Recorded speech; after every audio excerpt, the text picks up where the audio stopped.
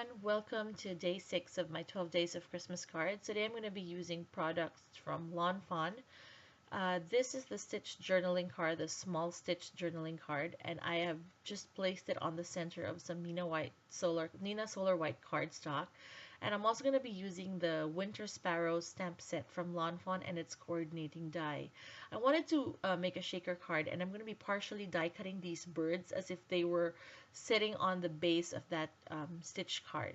So I just marked where the birds were going to be, and I kind of just overlapped it with the die cut so they would partially die cut. And I also made these lines on the side. That would be the only way that you can do it for me personally, because I don't really make things straight, and so those lines on the edges help me align the paper with my cutting plates.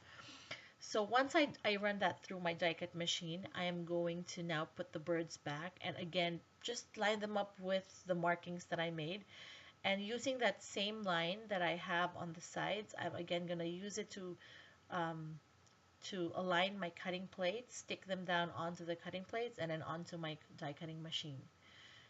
Now, if you feel like you need to use like an X-Acto knife because you didn't cut it all throughout, that's perfectly fine. I needed to use an X-Acto knife. There was a little bit of overhang on the sides, and I had to use my X-Acto knife to cut that. And then you can just erase your pencil markings really well and then move on to the next step. This is a paper from Lawn Fawn that's kind of like a snow dots. I think it's a bouquet or a bokeh. I'm not sure how you say it, but it's a really nice paper, so I like it. And I'm now going to be stamping the bird that I didn't die cut because I'm going to be using that on top. And then I'm now going to be stamping the birds that were die cut into that panel. I am not good at coloring Copic markers on camera. My head gets in the way of everything, so I had to edit that whole part out. But I did color it with Copics, and the colors will be in the bottom description bar. Now, for the background, I wanted to use musical notes. So I used the background from Teeny Tiny Backdrops, which was the music notes on some Simon Says Stamp mint ink.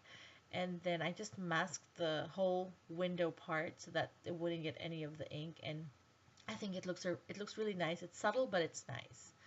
So now I'm arranging the branch and the bird that I'm going to be putting on top. The branch is I used Nina Solar White. I die cut it from that, and then I stamped the Kappa Joe ink from Hero Arts to get the brown for the branch. So when I'm happy with the placement, I'm just going to be adhering that with my Tombow tape runner, which is I think one of my favorite adhesives. It took me a while to try it, and when I finally did, I really fell in love with it. So now I'm just arranging that top panel because I want to stamp my sentiment inside, and I'm going to be using embossing powder, so I have to use my powder tool. That's my DIY powder tool, which is just self-dispensing makeup brush and baby powder. So I'm using American Crafts Zing Silver Metallic Embossing Powder. And I'm also going to be using some of the musical notes that you can find from that Winter Sparrow set. And I'm going to just be putting it on some of the birds, like pretending they're singing, since this is kind of like the whole theme of that card that, the birds are tweeting or singing. And so I'm going to be using the same silver embossing powder from American Crafts when I emboss these musical notes.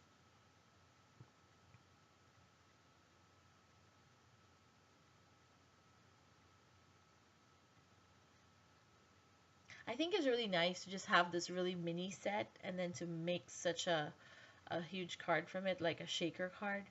It's only like 4 or 5 stamps, and it's really a challenge, but I think it's a fun thing to do, to use a small set. Now I'm getting some acetate from some old packaging, and I just cut it a little bit bigger than my frame, and I'm putting it on the back. I'm also using the Scotch foam tape, which is kind of like a thin one, so I had to use a double layer, and I also ran my powder tool on the side to just avoid some of the sequins from sticking. I used this Snowdrift sequins from Simon Says Stamp, and also some of the Pretty Pink Posh sequins. These are sparkling clear, mossy green, raspberry, and cornflower blue. I think those are the colors that matched all the colors that I used, and so that's why I chose these colors for my shaker card. Now I'm going to get that snow dot panel, and cover the top of the foam tape to make it stick, and make it seem like it's now my shaker panel. So I find that the easiest way is to make my shaker panel before attaching it to the card base.